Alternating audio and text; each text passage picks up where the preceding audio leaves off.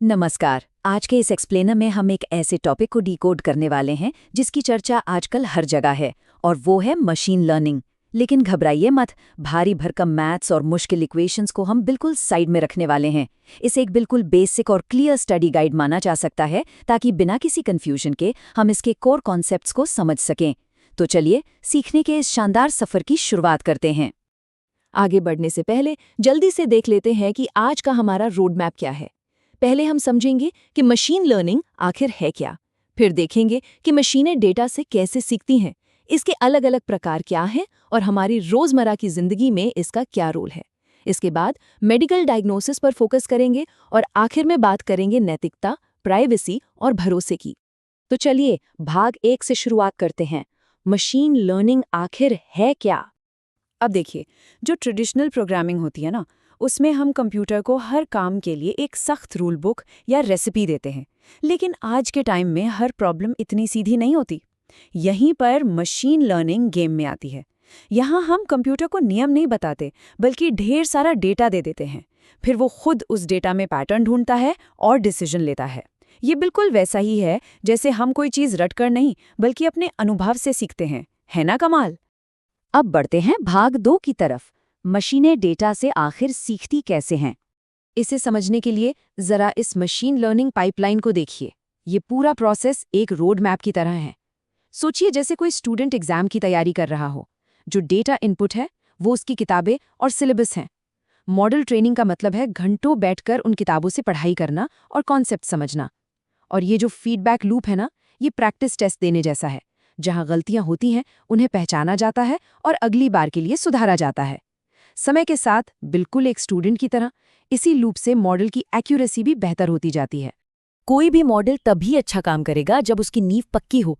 यहाँ feature selection का role बहुत क्रूशियल हो जाता है। इसका क्या मतलब है?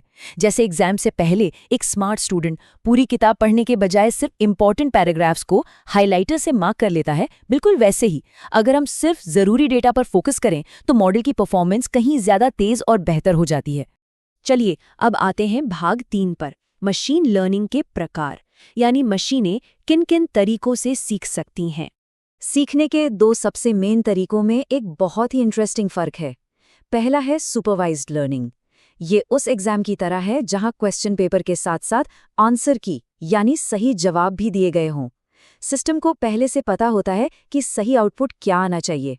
लेकिन दूसरी तरफ अनसुपरवाइज्ड लर्निंग में कोई आंसर की नहीं होती। इसमें सिस्टम को बहुत सारे बिना लेबल वाले डेटा में छोड़ दिया जाता है और उसे खुद ही उसमें छिपे हुए पैटर्न ढूंढने होते हैं। एक तरह से ये स्वतंत्र रूप से डेटा को एक्सप्लोर करने जैसा है। इस अनसुपरवाइज्ड लर्निंग का एक बहुत ही शानदार एग्जाम्पल है क्लस्टरिंग। मान लीजिए एक टीचर किसी नई क्लास में गया है जहां बहुत भीड़ है और उसके पास कोई अटेंडेंस रजिस्टर भी नहीं है। फिर भी वो धीरे धीरे स्टूडेंट्स को उनके बिहेवियर या इंटरेस्ट के हिसाब से अलग अलग ग्रुप्स में बांट देता है। क्लस्टरिंग बिल्कुल यही काम करती है। बिना किसी प्रायर इन्फॉर्मेशन के वो डेटा के बीच सिमिलैरिटीज ढूंढती है और उन्हें नेचुरली ग्रुप कर देती है। इसके बाद बारी आती है रीइंफोर्समेंट लर्निंग की। ये तकनीक पूरी तरह से ट्रायल और एरर यानी गलतियों से सीखने पर बेस्ड है। जैसे हम कोई नया बोर्ड गेम खेलना सीखते हैं। शुरू में कुछ गलत चालें चलते हैं, लेकिन फिर धीरे धीरे समझ आने लगता है कि कौन सी चाल से पॉइंट्स मिलेंगे और किससे हारेंगे। मशीन भी बिल्कुल ऐसे ही लगातार कोशिश करती है। सही एक्शन के लिए उसे रिवॉर्ड मिलता है और गलत के लिए पेनल्टी, और ऐसे वो अपना फाइनल स्कोर मैक्सिमाइज करना सीख जाती है। आजकल एक और बहुत ही एडवांस टेक्निक यूज हो रही है जिसे कहते हैं सेल्फ सुपरवाइज्ड लर्निंग। देखिए, आज दुनिया में इतना सारा डेटा है कि हर चीज को इंसान लेबल नहीं कर सकते। तो ये मॉडल्स क्या करते हैं? ये खुद अपने लेबल्स जनरेट करते हैं। जैसे किसी वाक्य में से एक शब्द छिपा दिया और फिर बाकी के वाक्य को देखकर उस छिपे हुए शब्द का अंदाजा लगाया। बर्ट जैसे मॉडल्स इसी तरीके से काम करते हैं और बिना इंसानी मदद के ही भाषाओं की बहुत गहरी समझ बना लेते हैं। अगर हम अब तक की सारी बातों को इस एक मास्टर टेबल में समेटे तो सबसे इंपॉर्टेंट बात ये निकल कर आती है कि डेटा में लेबल की अवेलेबिलिटी से ही तय होता है कि मशीन का लर्निंग गोल क्या होगा। लेबल्स हैं तो वो प्रिडिक्शन करेगी, लेबल्स नहीं है तो वो छुपे हुए पैटर्न ढूंढेगी। ये सारांश मशीन लर्निंग के पूरे लैंडस्केप को समझने के लिए एक परफेक्ट रेफरेंस गाइड की तरह है। चलिए अब भाग 4 की ओर बढ़ते हैं। असल जिंदगी में मशीन लर्निंग। ये वो चीजें हैं जो हम रोज एक्सपीरियंस करते हैं। कभी सोचा है स्ट्रीमिंग एप्स या ई-कॉमर्स साइट्स पर हमें अपनी पसंद की चीजें एकदम से कैसे दिख जाती हैं? कोई जादू नहीं है। ये मशीन लर्निंग के रिकमेंडेशन एल्गोरिदम्स हैं जो पास्ट बिहेवियर को समझकर एकदम पर्सनलाइज्ड एक्सपीरियंस बनाते हैं। या फिर हमारे वॉइस असिस्टेंट्स जो हमारी आवाज सुनकर तुरंत एक्शन लेते हैं। ये सब इन्हीं मॉडल्स का कमाल है। और बात सिर्फ फोन्स तक ही सीमित नहीं है। ऑटोनॉमस या सेल्फ ड्राइविंग कारों का ही एग्जाम्पल ले लीजिए। ये गाड़ियां सेंसर फ्यूजन का इस्तेमाल करती हैं, मतलब कैमरा और रडार दोनों के डेटा को मिलाकर अपने चारों तरफ का एक 360 डिग्री व्यू बनाती हैं। इससे मॉडल पहले से प्रिडिक्ट कर लेता है कि मान लीजिए सड़क पार कर रहा कोई व्यक्ति आगे क्या करने वाला है और उसी हिसाब से एकदम सेफ डिसीजन लेता है। अब आते हैं भाग 5 पर, मेडिकल डायग्नोसिस पर एक नज़र। ये सच में एक बहुत ही इम्पैक्टफुल एरिया है। हेल्थ केयर सेक्टर में एक बहुत बड़ी क्रांति आ रही है। प्रिडिक्टिव एनालिटिक्स यहाँ सच में एक गेम चेंजर साबित हो रहा है। पेशेंट की पुरानी हिस्ट्री और अभी के सिम्टम्स का एनालिसिस करके ये मॉडल्स बीमारी के क्रिटिकल होने से बहुत पहले ही कॉम्प्लिकेशंस की भविष्यवाणी कर देते हैं। सोचिए, इससे ट्रीटमेंट को कितना पर्सनलाइज किया जा सकता है और समय रहते कितनी जानें बचाई जा सकती हैं। खासकर मेडिकल इमेजेस जैसे एक्स-रे या एमआरआई को देखने की बात आती है तो मशीन लर्निंग मॉडल्स कमाल का काम कर रहे हैं। ये कैंसर या न्यूमोनिया जैसी बीमारियों के इतने बारीक पैटर्न पकड़ लेते हैं जो शायद इंसानी आंखों से भी छूट जाएं। इनकी एक्यूरेसी कई बार ह्यूमन एक्सपर्ट्स के बराबर होती है। लेकिन एक बात साफ है, ये मॉडल्स डॉक्टर्स को रिप्लेस नहीं कर रहे हैं, बल्कि ये एक बहुत ही पावरफुल असिस्टेंट की तरह काम कर रहे हैं जो डॉक्टर्स के फाइनल डिसीजन को और भी सटीक बनाते हैं।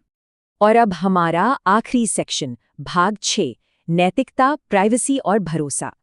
सब कुछ बहुत अच्छा लग रहा है ना, लेकिन जरा सोचिए, क्या होगा अगर मशीन को दिया जाने वाला ट्रेनिंग डेटा ही गलत हो? ये एक ऐसा सवाल है जो मशीन लर्निंग पाइपलाइन की सबसे बड़ी कमजोरी को उजागर करता है, क्योंकि मशीन तो सिर्फ वही सीखती है जो उसे डेटा से मिलता है। तो रिस्क्स बहुत रियल हैं। सबसे बड़ी प्रॉब्लम है बायस्ड या पक्षपाती ट्रेनिंग डेटा। इसे समझना बहुत ज़रूरी है। अगर मशीन को सिखाने वाले हिस्टोरिकल डेटा में ही इंसानी बायस या भेदभाव मौजूद हैं, तो मशीन के डिसीजन भी अनफेयर होंगे, फिर चाहे वो लोन अप्रूव करना हो या कोई मेडिकल डायग्नोसिस। इसके अलावा मॉडल्स कभी-कभी इतने कॉम्प्लेक्स हो जाते हैं कि ये पता लगाना ही मुश्किल हो जाता है कि मशीन ने आखिर कोई पर्टिकुलर डिसीजन क्यों लिया। और जहां डेटा की बात आती है, वहां प्राइवेसी को तो हम भूल ही नहीं सकते। ये सिस्टम्स लाखों लोगों की पर्सनल और हिस्टोरिकल इन्फॉर्मेशन पर काम करते हैं। इसलिए पेशेंट्स और कंज्यूमर्स की प्राइवेसी को प्रोटेक्ट करना सिर्फ एक चॉइस नहीं, बल्कि एक एब्सोल्यूट नेसेसिटी है। क्योंकि अगर जरा सी भी सेंसिटिव जानकारी लीक होती है तो इन ऑटोमेटेड सिस्टम्स पर से लोगों का भरोसा पूरी तरह उठ सकता है। कुल मिलाकर बात यही है कि टेक्नोलॉजी चाहे कितनी भी एडवांस क्यों ना हो जाए, रिस्पॉन्सिबिलिटी हमेशा इंसानों की ही रहेगी। लीडरशिप को एथिकल एआई, सख्त डेटा मॉनिटरिंग और ट्रांसपेरेंसी को हमेशा टॉप प्रायोरिटी पे रखना होगा। तभी इस ऑटोमेटेड दुनिया में उपभोक्ताओं का भरोसा बना रह सकता है। मशीन लर्निंग के इस कॉम्प्लेक्स लेकिन एक्साइटिंग सफर में जुड़ने के लिए बहुत बहुत शुक्रिया। उम्मीद है ये एक्सप्लेनर काफी मददगार रहा होगा। पर जाते जाते सोचने के लिए एक सवाल, जब मशीनें खुद ब खुद इतने बड़े फैसले लेने लगेंगी तो क्या हम उन पर आंख मूंद कर भरोसा करने के लिए पूरी तरह तैयार हैं?